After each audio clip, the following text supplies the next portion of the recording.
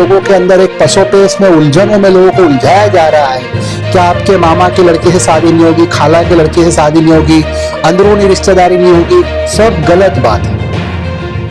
इस मामले में किसी तरह का कोई ममानियत नहीं रखी गई। धार्मिक रीति रिवाजों में शादी ब्याह मौत मैयत के कोई भी मामलों में ये कानून इंटरफेयर नहीं करता। सवाल अपने आप से पूछिए कि ये जो बहकाने वाले लोग हैं आपको, ये क्या आपको शरीयत तौर पे कोई एतबार से कोई काबिल लोग हैं? नहीं, ये सिर्फ अपनी सियासत करते।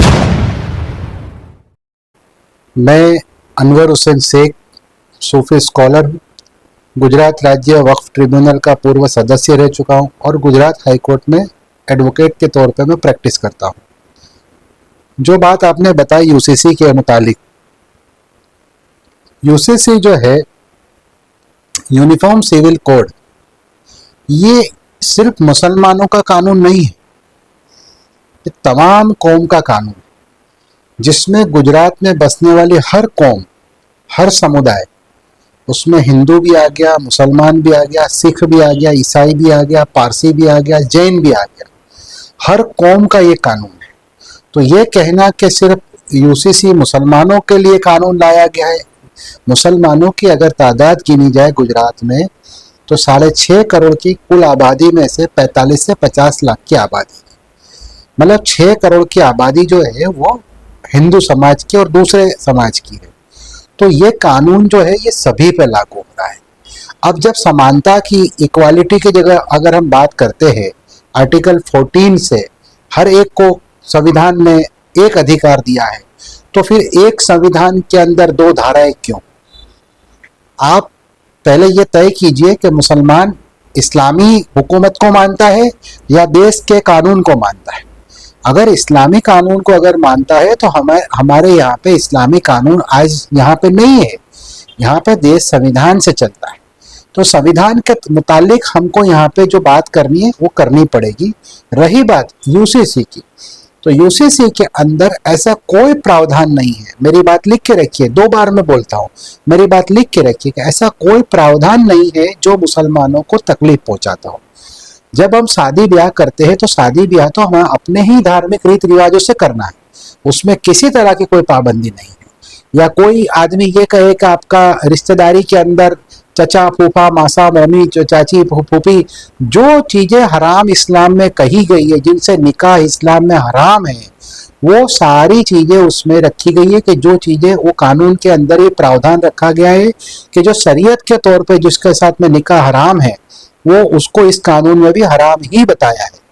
जिस तरह से आप ये कहते हैं कि इस कानून के अंदर क्या प्रावधान है, तो मैं आपको प्रावधान दिखाना चाहूँगा कि ये कानून के अंदर जो इलीगल रिलेशनशिप, जिसको हम जिना कहते हैं, वो जिना के ऊपर पाबंदी लगाई गई। क्या ये सही नहीं है हमारे लिए, मुसलमानों के लिए? क्या ये सही नहीं है कि जिना पे पाबंदी लग गई, हरामकारी पे पाबंदी लग गई? और अगर उस हरामकारी से अगर वो बच्चा होता भी है, पैदा होता है, तो उस बच्चे को उसके सबाब का साया नहीं मिलता था। इस कानून में यह भी प्रावधान किया गया है कि अगर इस जिनाकारी से, मतलब लिव इन रिलेशन से, अगर कोई बच्चा पैदा होता है तो उसकी बाप की जिम्मेदारी उस हरामकारी करने वाले शख्स के ऊपर नाखी जाएगी। मतलब उसको जो हराम की जो औलाद है, नाजायज औलाद है, उस नाजायज औलाद को सर पे बाप का साया मिलेगा। तो ये सबसे बड़ा प्रावधान इसके अंदर रखा गया है। ये किसी एक कौम के लिए नहीं है, ये हर कौम के लिए, ये पूरे गुजरात में जो जितने भी रहने वाले बासिंदे हैं वो हर समाज के लिए है। अब यहाँ पे मुसलमानों को गुमराह किया जाता है कि आपके शरीयत के खिलाफ है। तो मुझे ये बताइए कि शरीयत क्या ये जिनाकारी की आपको इजाजत देती है? कौन सी शरीयत देती है आपकी? और किस किताब में लिखा है कि जिनाकारी को जायज ठहराया जाए? इसी तरह से जो मुता है, मुता जो होता था वो जो लिव इन रिलेशनशिप, जिसको अभी नया नाम दिया गया है, लेकिन पुराना नाम अरबिक नाम जो है मुता है, उस मुता को भी कानूनी तौर पर जायज करार दिया गया। इसलिए कि इसलिए मुता को लोग जो थे वो अफेयर करते थे, एक से ज्यादा बीवियां रखते थे, घर में बीवी होने के बावजूद बाहर उनके लफड़े होते थे। तो उस चीज को कंट्रोल करने के लिए, लफड़ों को कंट्रोल करने के लिए, इलीगल रिलेशनशिप जो है उसको कंट्रोल करने के लिए इस मुता को भी रजिस्ट्रेशन का जामा पहनाया जाएगा कि जब अगर कोई भी अगर आदमी मुता भी करता है तो उसका रजिस्ट्रेशन करना पड़ेगा।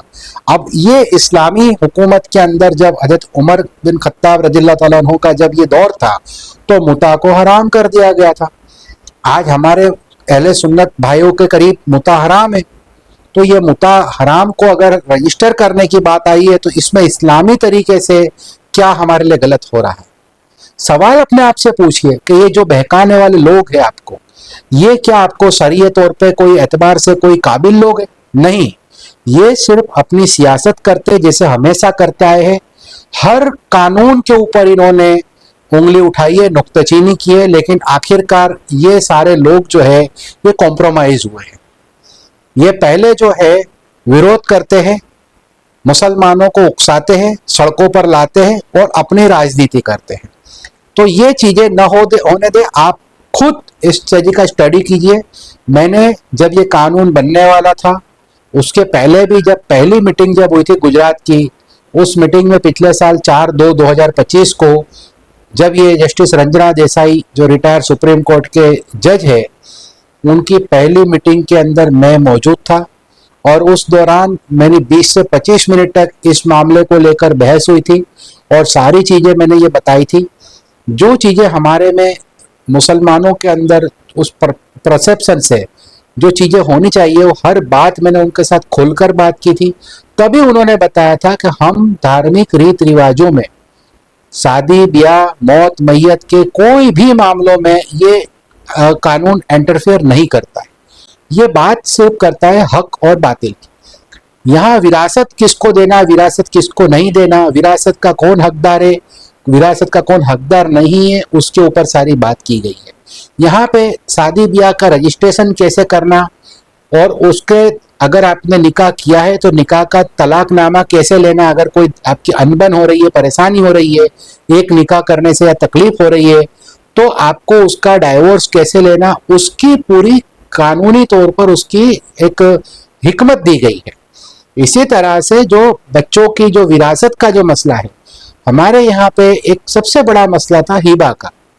हिबा जो है जिसको हम लोग ओरल गिफ्ट कहते हैं, तो ओरल गिफ्ट के अंदर हम कई घर ऐसे भी है कि जिन घरों के अंदर एक से ज्यादा बीवियां हैं और उस बीवियों के अंदर जो पुरानी बीवी है वो नई बीवी जो आने वाली है और उनके बच्चे हैं, उनको पुरानी बीवी और पुराने बच्चे जो है वो कोई हक नहीं देते। तो ये जो असमानता थी वो असमानता को भी इस मामले में दूर की गई है और आने वाले वक्त में ये कानून का सबसे बड़ा फायदा ये है कि जो हो चुका वो हो चुका।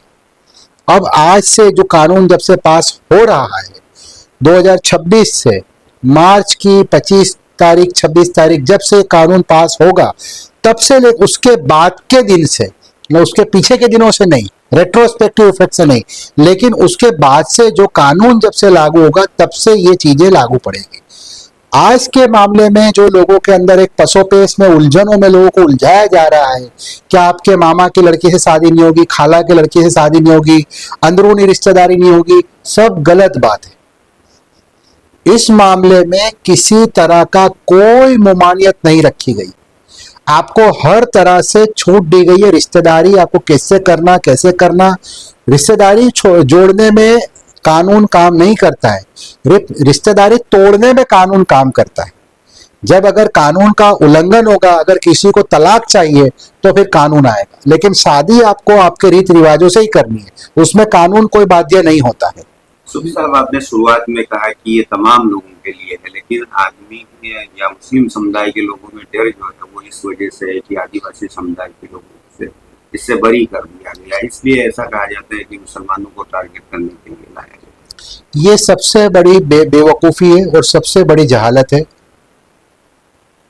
भारत के आईन के अंदर आदिवासियों के हुकूक पहले से ही अलग करके रखे, पूरे आईन को पढ़ो। ये जो जहालत की बात जो करते हैं ना कि इनको अलग रखा, हमको क्यों जोड़ दिया, तो आदिवासी समाज जो है वो समाज जो है प्रकृति का पूजक है। प्रकृति का पुजारी है। और आदिवासी समाज पूरे हिंदुस्तान में जहां कहीं भी बसा है वो अपनी उनकी अलग कस्टमरी होती है। उस कस्टमरी के अंदर आदिवासियों को जोड़ा नहीं जाता। अगर इसी तरह से देखा जाए तो एससी शेड्यूल कास्ट को भी जोड़ दी गई, ओबीसी को भी जोड़ दिया गया है। तो आप इसको क्यों नहीं कहते कि इनको जोड़ दिया गया है, उसको छोड़ दिया गया उसकी आप बात करते हो। ये सबसे बड़ी बेवकूफी बात है।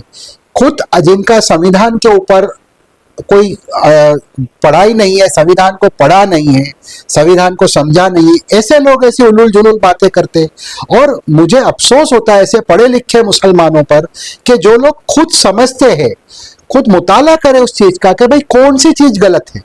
आप पूरे कानून को ही गलत है ऐसा कैसे साबित कर सकते हो। आपको उसके लिए 1 2 3 पॉइंट गिनाने पड़ेंगे कि भाई ये धारा जो है इसके अंदर ये हमारा शरीयत के खिलाफ है, ये धारा शरीयत के खिलाफ है, ये धारा शरीयत के खिलाफ है। आप उसका कैटेगरिकली उसका डिनाई करते जाइए, आप पूरे कानून का डिनाई नहीं कर सकते। यही चीज हुई थी पिछले सालों में यूसी सीए डबल एनआरसी का। उस टाइम पे भी बिना सोचे समझे मुसलमानों ने उसका विरोध करा। उसके बाद वक्फ कानून आया, वक्फ कानून का भी बिना सोचे समझे, बिना उसका मुताला करे हुए इस कानून का विरोध किया। और जो चीज सिविल राइट है उसको अपने धार्मिक जामा पहना दिया। ये सिविल राइट है, इसमें धर्म की कोई बात आती नहीं है।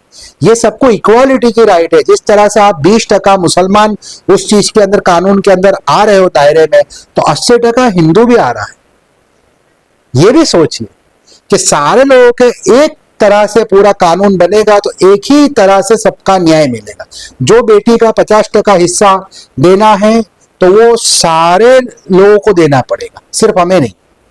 इसी तरह से शादी ब्याह के मामलों में या विरासत के मामलों में जो भी परेशानी आ रही है, प्रोबेट लेना जरूरी कर दिया गया है, कंपलसरी कर दिया गया। पहले ये होता था कि भाई किसी ने किसी के नाम पे विल बना दिया, विल सही है गलत है कोई उसकी ये नहीं होती थी। लेकिन अब विल की भी जो विरासत जो दी जाएगी, विरसा जो दिया जाएगा, उस विरसे को भी जाहिर तौर पे रजिस्टर कराना पड़ेगा। तो ये गलत क्या है इसके अंदर? नहीं, सवाल इसलिए उठता है कि मुसलमानों का अपना पर्सनल लॉ है, तो कहीं ना कहीं पर्सनल लॉ भारत में कहाँ कौन सा लागू होता है? एक कानून बताइए आज हिंदुस्तान के अंदर, पूरे हिंदुस्तान की बात छोड़ दी, सिर्फ अहमदाबाद के अंदर हम लोग बैठे हैं। अहमदाबाद के अंदर आज फैमिली कोर्ट के अंदर सबसे ज्यादा जो फैमिली कोर्ट के 125 के जो मेंटेनेंस के केस है मुसलमानों के हैं। कौन सा कानून, कौन सी फैमिली लॉ की बात करते? आज इस्लामिक लॉ की बात करते तो 125 मेंटेनेंस जायज है क्या? ये हरामकारी है। अगर इस्लामी लॉ से अगर देखते तो हराम खाना है, तो भी 125 लोग ले रहे हैं। इसी तरह से 498 जो डवरी के केस है, डवरी के केस मुसलमानों के ही एरिया में जो पुलिस स्टेशन है सबसे ज्यादा केस यहाँ पे मिलेंगे आपको, डवरी के केस मिलेंगे। इसी तरह से डोमेस्टिक वायलेशन के केस, हाँ मानते हैं कि मुसलमान जो मर्द है उसका दिमाग गर्म होता है तो बीवियों के ऊपर जुल्म भी इतने ज्यादा होते, तो ज्यादा से ज्यादा यहाँ पे केसेस जो है डोमेस्टिक के, जो मार कूट के, मार पिटाई के जो केस है वो मुसलमान एरिया के पुलिस स्टेशन है उसमें ज्यादा है। तो कौन सा इस्लामी शरीयत की बात करते हो आप? यहाँ कौन सी इस्लामी शरीयत से आपका ये होता है? जो शादी ब्याह होती है क्या उसी को इस्लामी शरीयत कहते हैं? इस्लामी शरीयत तो इसी तरह उसमें छूट छाट दी गई है कि आपके शादी ब्याह जो भी मामले है उस मामले में हम नहीं पढ़ेंगे। ये कानून भी तो वही कह रहा है। लेकिन जब अगर कोई विवाद होता है, कोई क्वेश्चन खड़ा होता है, तो फिर सबका इक्वल राइट होगा। ये सिविल राइट है, ये कोई रिलीजियस राइट नहीं। आपके रिलीजियस जो कस्टमरी राइट है उसमें किसी तरह का कोई उसमें दखल नहीं दी गई है या मुदाखलत नहीं की गई। लेकिन जहां कहीं पे प्रॉब्लम खड़ी होगी, समस्या खड़ी होगी, तो फिर ये कानून लागू पड़ेगा।